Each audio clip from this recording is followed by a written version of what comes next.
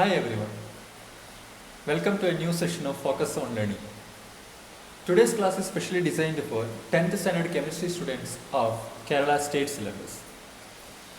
Last year, in your 9th standard, you have started studying chemistry separately from the subject science. So there we have studied about atoms and later on we moved on to elements at the end of the session. So what are atoms? The smallest particle of a substance is called as atom. That is what you have studied. And you studied about some subatomic particles also. So here I am going to just brush up your ideas, whatever you had in your last year chemistry classes. Whatever we studied in the last year chemistry class, that is what here we are going to recall. Okay, so atom you have studied. And you have studied about subatomic particles. That means the particles which is embedded or which is present inside the atom. They are called as proton, neutron and electrons. Protons, neutrons and electrons. These are the subatomic particles we will call. Subatomic particles in the sense the particles which are smaller than atom and it is present inside the atom. So as we all studied that these protons and neutrons are present inside the nucleus of an atom. So nucleus, it is the center of an atom, is called as nucleus. We represented atom like this. So this is the nucleus of an atom. So here we have protons and we have neutrons also. So this is the nucleus of an atom. And around the nucleus there are circular paths, okay, where the electrons are placed. So electrons are placed in this circular path, which is called as shell. We will discuss about the shell in the coming classes also. So protons, the subatomic particle, protons, they have positive charge and electrons have negative charge. Whereas neutrons are chargeless particles. Neutrons are called as chargeless particles. So they are zero. Net charge is zero. There is no charge for neutrons. They are neutral in nature.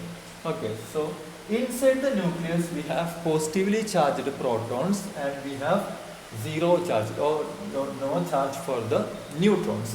But around the nucleus, electrons, negatively charged electrons are revolving around the nucleus in a circular path. In a circular path, that circular path is called as shell. Okay, so this is what you have studied, the basic concept of atom. Basic concept of atom. When these atoms combine together, we will get molecules, we will get compounds, we will get. That is what we studied. Combination of atoms. When atoms combine together, we will get molecules. When there are a lot of molecules, we will get a compound. So this is the basic particle. Basic particle of any substance present in the universe is called as atom. The smallest particle is atom. But later on we studied that protons are smaller than atom, which is present inside the nucleus of an atom. Nucleus is situated at the center. So remember that protons have positive charge, electrons have negative charge and neutrons are chargeless particles. And the number of protons and electrons will be same in an atom. Number of protons is equal to number of electrons. So we can say that an atom is electrically neutral. It is neutral. Why? Because equal number of positive and negative charges will give you the net charge zero. The net charge will be zero.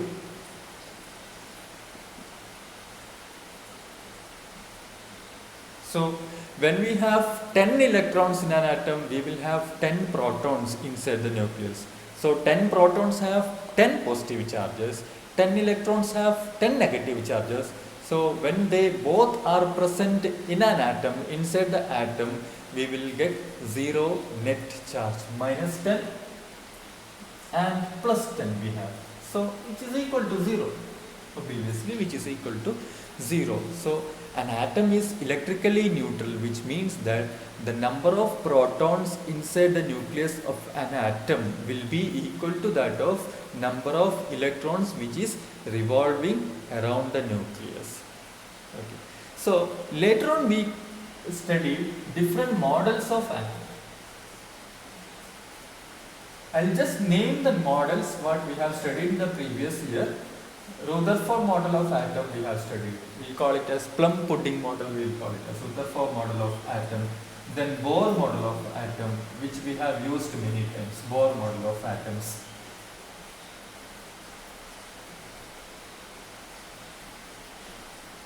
Each model of atoms had its own advantages and its own disadvantages also.